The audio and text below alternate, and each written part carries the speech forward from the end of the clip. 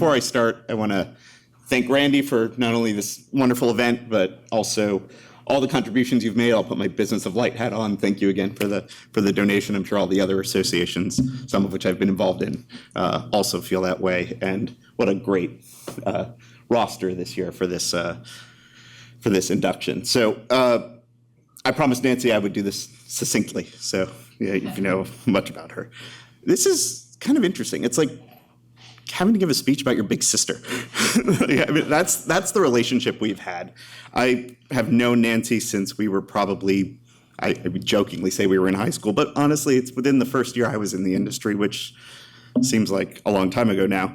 I was on a factory trip. I think it was my first factory trip, which Kurt Parson was like the first, like start off on with the best one you can go to. And, you know, you get there and you meet all the personalities and you're seeing people and it's like, you see Nancy and you know, this is somebody who doesn't take shit and knows how to get it done. Like, and you can't forget the accent as well. So you can ask her to name Lance's company afterwards. She'll got to dig deep a little bit. So she spent 25 plus years at Kurt Parson, first run there as a family-owned business, then as a VC-owned business, and then ultimately under the purchase and ownership of Hubbell. She's still, through all of that, pushed for quality, pushed for detail and fairness, and of course, getting results. She's probably forgotten more about downlights and how to make them than I will ever know in my entire career. And I still go to her with questions on them. So her philosophy through all that really rubbed off on me. It was often you'd kind of try to outthink the process on a project, and you'd say, okay, I really want this expensive downlight. It's going to do this thing in this one space. And the way I'm going to get that is by like compromising on my spec and putting something that's lower quality or lower price in another space. And, you know, you'd do that and ultimately you'd get the lower quality in both spaces. So like it didn't really work. And talking to her and talking again with her and a mutual friend of ours, they just said like, spec what you want where you want, don't compromise, stay true to your design. Let us figure out how to get it on the job because that's the part of the equation that we get to control. And I still do that today. It's like I don't compromise with it. I don't have any concern about putting a super high quality, low glare performer of a product in a bathroom. Like you have to stand up for it and work with the entire industry and understand that you're not alone as you're working through those challenges.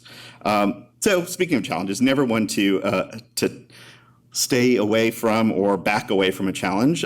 Nancy was critical in leading KV's charge into LED. Started reluctantly, but it got there. And not only helped that whole team understand what this new source was, maybe not as early as Francesca knew about it, but understand what this new source was and how to start to work with it. And she didn't just stand back. I mean, she got her hands dirty, and she has the patents to prove it. So accolades to her.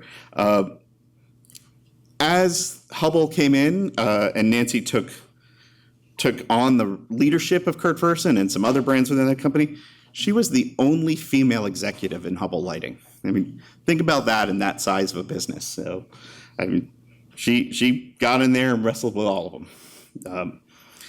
Even in all that, she's been a staunch advocate for the quality of lighting design and for lighting designers and their role in the process. She insisted that every company she worked at and has run become a member of the IALD LARC, which is the Lighting Industry Resource Council. And she didn't let you just be a fly on the wall. Like, she made you participate and be in that room. And as she did that, she even grew to be the co-chair of the LARC. I think one of her co-chairs was here. Alexis was another co-chair serving with Nancy on that. And they did really great things of bringing the manufacturing industry and the design community together to have mutual conversations and see a greater rise of the entire industry. She later served on the ILD Education Trust Board, which I had been on previously, again, really bringing that perspective and helping to grow that next generation of lighting designers.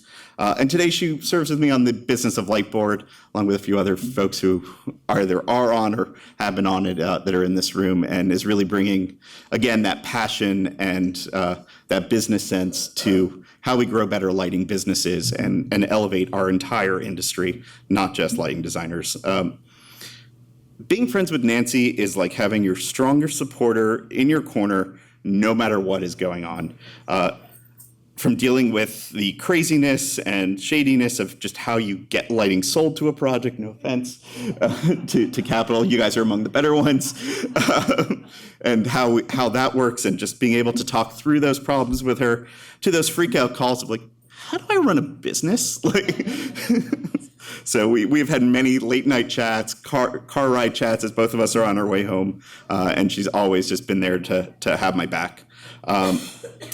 And she's been there throughout, and I can't think of a more deserving person to recognize with an EdisonReport first half of your Lifetime Achievement Award.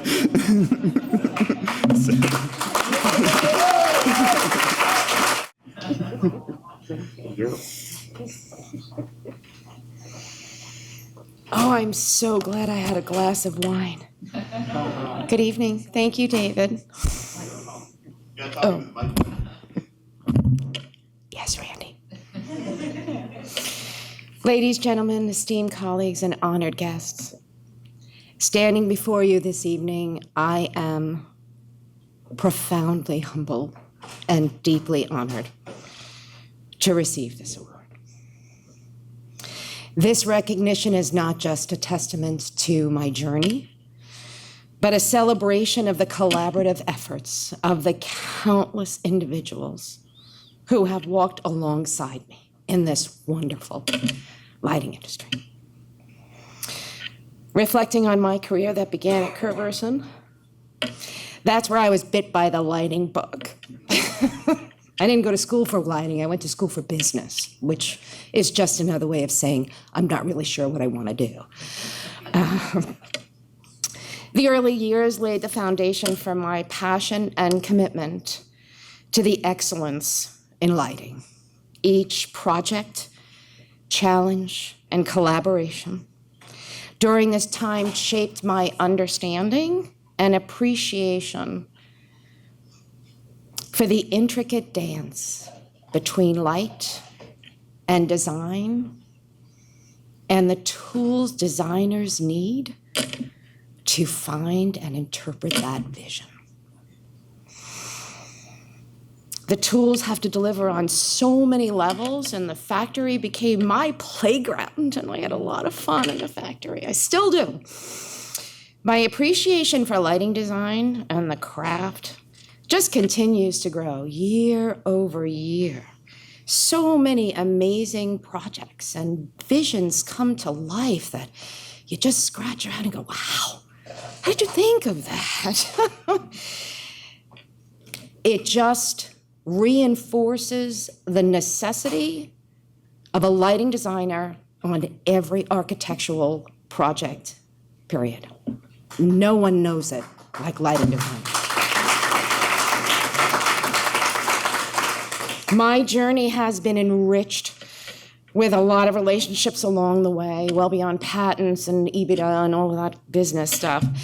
I've always been surrounded by a community that welcomed me, taught me, took time to answer my questions, never treated me less than, let's just say the design community, never treated me less than a colleague, an equal, regardless of who I stood next to. And that resonated in what a small yet wonderful industry we are, and we have a responsibility to give back. That was clear because everyone gave to me. So you have to give back.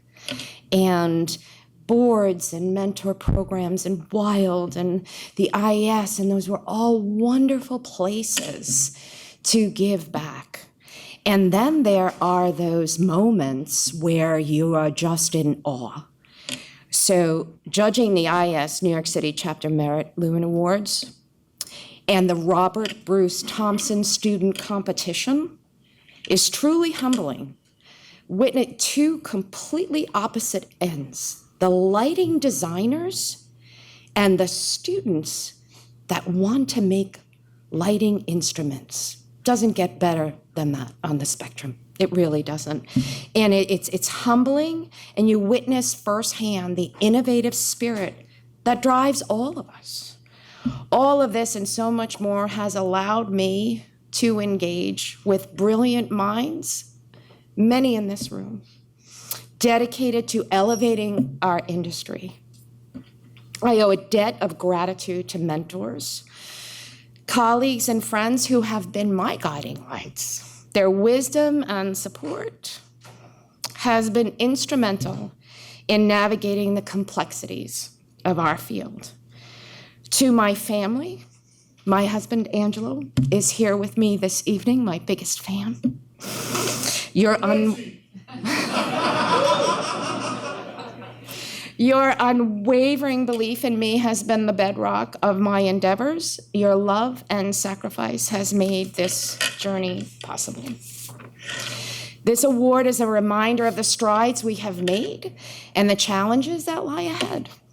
As we stand on the cusp of new technological advancements, let us continue to champion transparency, sustainability, and inclusivity in all of our endeavors. The future of lighting is bright, and together we can illuminate paths that lead to a better, more enlightened world. Thank you, Randy. Stephen, Shirley, Donnie, for this esteemed recognition. Congratulations to my friends and my colleagues. Thank you to my peers for your trust, your collaboration. And thank you to everyone who has been part of this incredible journey. Strap on, we got a long way to go, guys. Thank you.